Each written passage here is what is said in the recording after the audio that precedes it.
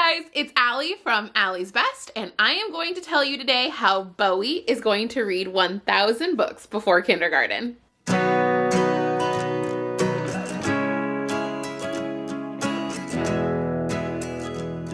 First off, if you like videos all about being a new mom, parenting, Judaism, organizing, make sure to click like below and subscribe so you don't miss any videos from me. You don't want to miss out. 1,000 Books Before Kindergarten is apparently a pretty popular program across the US, but even as a teacher, I hadn't heard of it until I took Bowie to like our county library. Now, 1,000 books sounds like a ton of books, but actually, if you and your baby read 3 books a day, you would be done with over 1,000 books in 1 year. Isn't that crazy? So let's start with the why. Why on earth would anyone want to read 1,000 books to their baby before they go to kindergarten? It's pretty simple. Most of us know at this point that reading with your babies is great for their brain and great for their early literacy skills.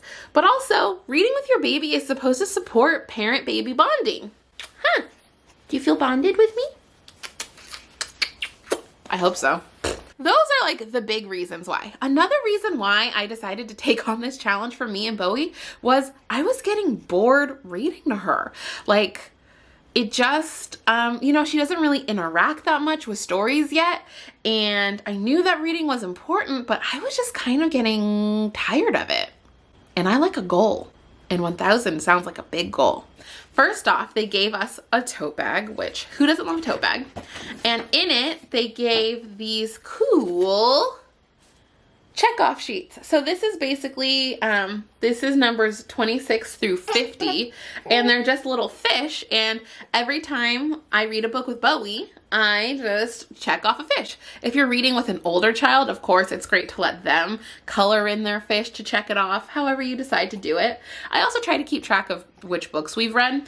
So they gave me enough checkoff sheets to get to 100. So at the library where we go, Bowie May's name is up on the wall in something like the starter circle, and once she reaches 100 books, they will move her name over to the 100s column, and every 100 books that we go and say that she's read, her name is going to move up and up and up over in the children's library all the way until she reaches the winner circle of 1,000 books. And it's totally a small thing, and I know she doesn't know what's going on yet, but I think it's the most exciting thing. I think it is so cool. They count any book you read to your child, any book any adult or older sibling reads to the child. If we go to story time at the library, all the books at story time count. So anytime the baby is read a book, that counts and we check it off. Bowie doesn't know that we're trying to read 1,000 books, but it really makes me read just like 1 extra book a day, and kind of gets me to push us into doing a little bit more reading. So I think the obvious place to get your books for this program is the library. We all know it's free to get a library card.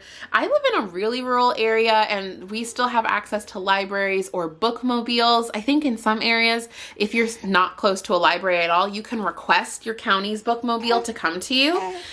So it really, I wasn't a library user before becoming a parent, but I seriously encourage you to get a card, use the library. So of course, libraries are really easy places to get free books, but they're not the only places to get free books.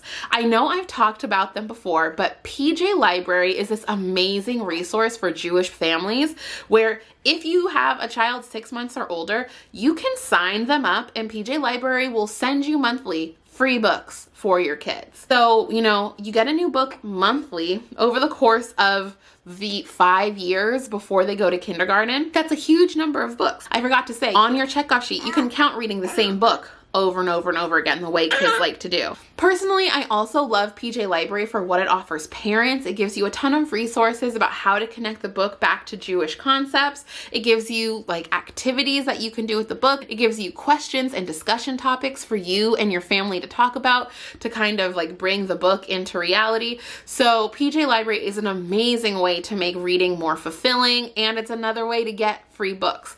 If you haven't signed up all of your kids for PJ Library yet, I have a link below. Make sure you sign them up. It's an incredible resource for free books and makes getting to the 1,000 way easier because those books just come in the mail. You don't even have to think about it.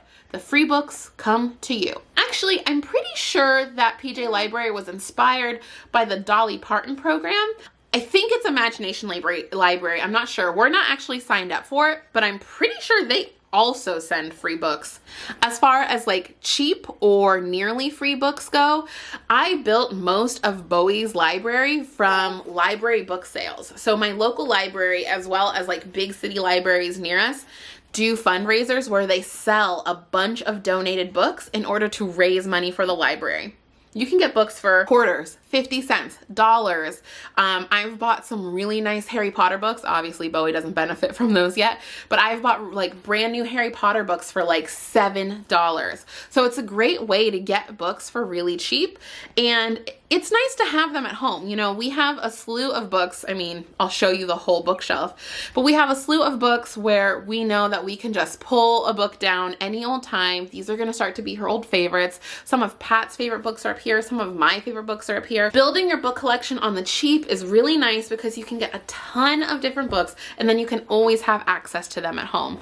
Especially if you're someone who lives far away from a library, it's important to have your own, you know, pretty robust book collection at home. On the note of not free but super convenient ways to get books, Amazon actually has a book subscription service now, and Bowie's aunts got it for her for, I think they got it for her for birth, but they might have gotten it for her for Christmas.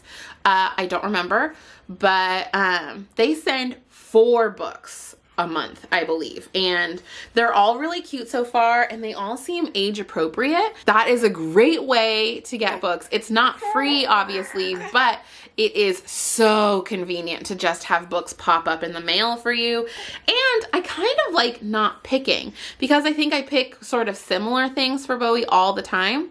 But when someone else is picking the books that are getting sent, we get to explore new ideas. I'm learning new things from the books that we're getting for Bowie. And then as far as accomplishing the 1,000 books goes, I mean, obviously we haven't accomplished it yet. We actually haven't even officially read 100 checked in books yet. Like we haven't checked off 100 books. But I think the thing that's working for us is when Bowie's seeming calm and like ready to go down for a nap or something like that. That's a great time when we can get through like 3 books at once. She's awake, but she's calm. She doesn't necessarily feel like playing. That seems like a really good time to read. Sometimes reading right in the morning when she's first waking up, she's really calm for that.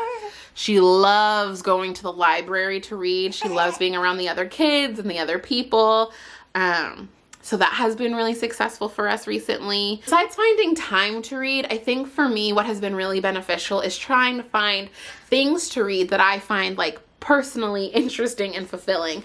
Once she's old enough to have a preference, I will obviously pick more books that she's interested in, but I've just been picking the kids' books that kind of look fun and interesting to me. We have all of these secondhand PJ Library books at my house. I've been reading them to her so that I can read about the Jewish concepts and so that I can relearn. So it's nice to have these books to kind of go in and learn myself. And I do a similar thing at the library. I try to find books where I'm gonna learn something new. I think we got a book called The Festival of Colors where we learned all about the holiday Holi or Holly. I'm not sure how to say it, but it's this amazing festival that happens in India, and I just learned about it from grabbing a kid's book at the library. Reading 1,000 books before kindergarten is going to be amazing for Bowie and her literacy skills, but it's also great for our relationship and it's great for me. Like, I'm also reading 1,000 books. They may be children's books, but I'm also reading 1,000 books, and that's making me smarter and that's helping me learn. All right, guys, I hope that you consider reading 1,000 books before kindergarten with your little one. If you do, I'd love to know what you guys are reading. Tell me if any of you would find this interesting. I wanted to like share the highlight books that we read from the month that I think like might be worth buying or worth checking out from the library. Would any of you guys be interested in that? Because I am. I might just make it, even if you guys aren't interested, because there are so many cute books that I found through PJ Library and our regular library. Anyway, I hope you guys liked this video. If you did, please make sure to like it down there and subscribe so you don't miss anything from me, and I'll talk to you guys later. Bye. And I'd like to thank PJ Library for sponsoring this video. Remember, the link's below to sign up.